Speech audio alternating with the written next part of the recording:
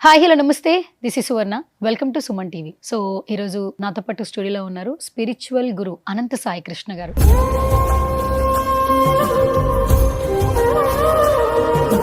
So అనంత సాయి కృష్ణ గారు, ఇప్పటి వరకు మనం స్పిరిచువల్ గా చాలా టాపిక్స్ మాట్లాడుకున్నాం. ఒక టాపిక్ గురించి డిస్కస్ చేయాలనుంది. ఫస్ట్ ఆఫ్ ఆల్ ఏంటంటే అది జంతు బలులు. అంతకుముందు సినిమాలో చూస్తుండేవాళ్ళం, పల్లెటూరుల్లో వాటిల్లో ఎక్కువగా వాడల్లో వినిపిస్తూ ఉండేది. దేవుడికి అమ్మవారికి కానీ అంటే దేవుడికి కానీ జంతువుల్ని బలిస్తే నరబలి మంచి ఊరికి మంచి జరుగుతుంది, అక్కడ ఉన్న వాళ్ళందరికీ మంచి జరుగుతుంది అని అంటూ ఉంటారు. ఇది మిత్త నిజమా? నిజంగా దేవుడు అనేవాడు ఉంటే జంతువులు కూడా ఒక ప్రాణమే. ఆ జంతు ప్రాణం తీసి ఆ బలితో మంచి జరుగుతుంది అనేది ఎలా బిలీవ్ చేయాలి? అదంతా అబద్ధం అండి. ఇప్పుడు మనం ఉన్నామండి, ఇప్పుడు భగవంతుడు జంతు బలి అడుగుతున్నాడు అన్నప్పుడు చాలామంది దేవాలయాలకు వెళ్తుంటారు. ఆంజనేయ స్వామి కొంతమంది వెళ్తుంటారు, శ్రీరాముని టెంపుల్కి వెళ్తుంటారు, శ్రీకృష్ణుని దేవునికి వెళ్తుంటారు, శివుని టెంపుల్కి వెళ్తుంటారు. మరి వీళ్ళందరూ ఆయా దేవుడి దగ్గరికి వెళ్ళినప్పుడు మాంసాహారం తీసుకెళ్ళచ్చు కదా, పూలు పండ్లు ఎందుకు తీసుకెళ్తారు? ఇక్కడ సకల సృష్టిలో భగవంతుని దృష్టిలో మానవుడు ఎంతో ప్రాణమున్న ప్రతి జీవి అంతే ఇంపార్టెంట్. ఏ భగవంతుడు కూడా నాకు జంతువు బలులు ఇవ్వండి అని ఏ భగవంతుడు చెప్పండి. మనం ఏం చేస్తున్నామంటే మనకు దాన్ని నాన్ వెజ్ తినాలని ఉంది కాబట్టి భగవంతుని పేరు చెప్పి జంతు బలులు ఇస్తున్నాం. ఆచారం అంటుంటారు, ఏంటి సార్ ఇది నిజమా? మన పురాతన నుంచి వస్తున్న ఆచారము ఇది మనం ఫాలో అవ్వాలి. దట్టు ఒక చిన్న ఎగ్జాంపుల్ చెప్తా.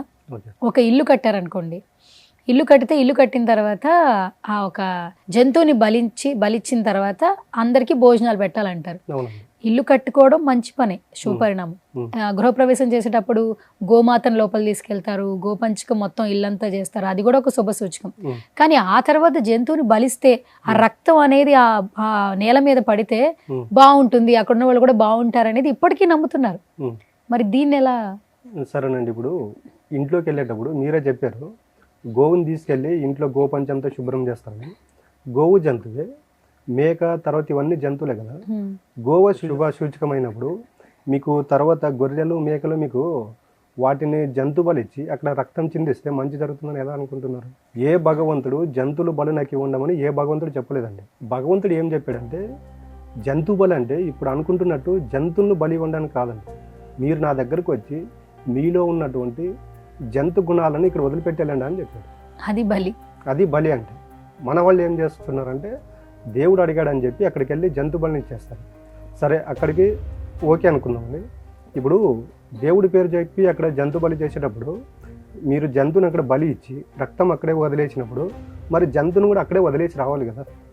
మీరు అక్కడ బలి ఇచ్చిన జంతువుని ఇంటికి తీసుకొచ్చి దాన్ని ముక్కలు ముక్కలుగా నరికి మసాలాలు వేసుకొని వండుకొని తినడం వల్ల దేవుడి కడుపు నింటుందా మీకు నిండుతుందా? ఇక్కడ జంతు బలి మాత్రం దేవుని పేరు చెప్తున్నారు, తింటున్నది మాత్రం మీరు తింటున్నారు. మరి అక్కడ ఏ దేవుడు చెప్పాడు మీకు? దేవుడు జంతు బలి కోరుకున్నప్పుడు మీరు అక్కడ చేసే జంతువును కూడా ఏదైతే బలి ఇచ్చారో అక్కడే వదిలేసి రావాలి, దాన్ని తీసుకురాకూడదు. తీసుకొని వస్తున్నారంటే దాంట్లో దేవుడు ప్రమేయం లేదని అర్థం. ఇక్కడ ఇంకొకటి అండి, ఎప్పుడైతే ఒక వ్యక్తి నాన్ వెజ్ ఎక్కువ తీసుకుంటుంటాడో దాంట్లో 3 గుణాలు ఉంటాయి, తమో గుణము, రజోగుణము, సత్వగుణం అని. జంతువు ఎప్పుడైతే నాన్ వెజ్ ఎక్కువ తీసుకునే వాళ్ళు మామూలు తమో గుణంలో ఉంటారు, వాళ్ళ కోపం ఎక్కువ ఉంటుంది, ఈర్ష్య పగ ద్వేషకారాలతో ఎక్కువ తింటూ ఉంటాయి, అంటే ఈ క్యారెక్టర్లో ఉంటారు. ఈర్ష్య ద్వేషం పగ ప్రతీకారాలు ఎవరైతే ఉంటారో వాళ్ళు నాన్ వెజ్ తింటూ ఉంటారండి. ఎప్పుడైతే ఒక జంతువు చనిపోయేటప్పుడు అది ఎంత నరకయాతన పడి అనుభవించి చనిపోతుందో దాని కర్మ తిరిగి మన దగ్గరకు వస్తుంది. అది చాలామందికి తెలియదు. కర్మ సిద్ధాంతం ఏంటంటే నువ్వు ఒక ప్రాణిని కానీ ఒక మనిషిని మానసికంగా ఎవరినైతే నువ్వు హింసించి బాధ పెడతావో అది ఈరోజు కాకపోయినా రేపైనా దానికి తగిన ప్రతిఫలం నువ్వు అనుభవించాల్సిందే. ఒక జంతువుని చంపి దాన్ని తిన్నావు అనుకోండి, నువ్వు భూమి మీద ప్రాణం పోయేలోపు దానికి సంబంధించినటువంటి కర్మ ఫలితం కంపల్సరీ అనుభవించాల్సిందే. మనం ఇప్పుడు దేవిస్తున్న ఏ దేవుడు కూడా నాకు జంతువులు తీసుకొచ్చి నా దగ్గర బలి ఇవ్వండి అని మీరు పురాణ ఇతిహాసాలు ఎక్కడైనా చదవండి, నీకు ఏ గ్రంథాల్లో కూడా జంతు బలి అనేది లేదు. మన యొక్క సాటిస్ఫాక్షన్ కోసం మనం తినడానికి కోసం జంతు బలి చేస్తున్నామండి. ఓకే, అంటే ఇప్పుడు జంతువుల్ని బలి ఇవ్వాల్సిన అవసరం లేదండి.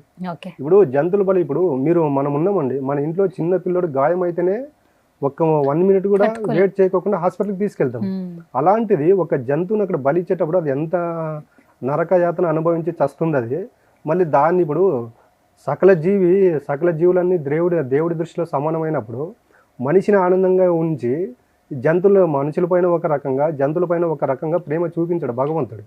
అంటే ఇప్పుడు ఏమైపోయిందంటే ఇప్పుడు సెలబ్రిటీల దగ్గర నుంచి కామన్ మెన్ వరకు కూడా ఒక మంచి పని మొదలు పెట్టేటప్పుడు, ఒక బిజినెస్ చేసేటప్పుడు, లేదా వాళ్ళు అనుకున్న లాభాలు వచ్చినప్పుడు మేము ఈ ఆటను బలిద్దాం అనుకున్నాము, ఇచ్చాము భోజనానికి రండి పెద్దమ్మ తల్లి టెంపుల్లో అంటున్నారు. అది ఇప్పుడు కామన్ అయిపోయింది, చాలా మంది వింటూ ఉన్నాం. సో మరి దీన్ని ఎలా చూడాలంటారు మరి మీరు? నేను అదే చెప్తున్నాను, మీరు అక్కడ అనుకుంటున్నారు కానీ ఈ జంతు బలులు ఎప్పుడైతే జరుగుతాయో అక్కడ నెగిటివ్ ఎనర్జీ అనేది ఎక్కువ ఉంటుందండి. ఒక జంతువు రక్తం ఎక్కడైతే చిందిస్తుందో అది ప్రాణం పోయేటప్పుడు ఎంత బాధతో పడి ఉంటుందో అక్కడ మనకు తెలియకుండా భవిష్యత్తులో దాని యొక్క ప్రతిఫలం అనేది మన దగ్గరకు వచ్చి తీరుతుంది. అది మన యొక్క కుటుంబంలో కావచ్చు, మన యొక్క ఫైనాన్షియల్ ప్రాబ్లంలో కావచ్చు, మన రిలేషన్లో కావచ్చు. మనం ఏం చేస్తున్నామంటే ప్రజెంట్ చూస్తున్నాం కానీ భవిష్యత్తులో అంటే పాస్ట్లో మనం ఎన్ని జీవహింసలు అయితే చేసి ఉంటామో దానికి సంబంధించిన కర్మ ప్రతిఫలం అనేది ఖచ్చితంగా అనుభవించాల్సిందే. దీనికి ఎటువంటి దారి అనేది ఉండదు.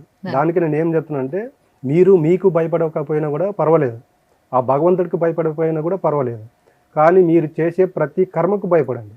మీరు ఒకసారి జంతు బలి ఇచ్చేటప్పుడు మనసులో అనుకోండి, నేను ఇది చేస్తున్నది కరెక్టా రాంగా, ఇదే నా పిల్లని తీసుకొని అక్కడ దేవుడు అడిగాడు అనుకోండి జంతు బలిస్తాను.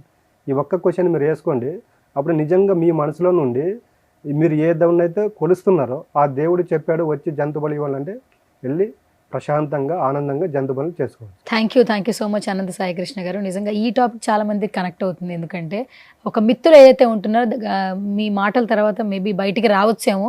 సో భగవంతుడిని ఇంకొక రకంగా ఏమైనా పూజిస్తారేమో సక్సెస్ల కోసం, సో లేదు అంటే స్పిరిచువల్ మార్గంలోకి వస్తారేమో, చూద్దాం మీరు అన్నట్టు. సో ఇంకా చాలా మంది ఏంటంటే నవేడేస్ ఏంటంటే మేము కూడా స్పిరిచువల్ వైపు వెళ్ళాలనుకుంటున్నామని ఒక సందేహాలు ఉంటాయి.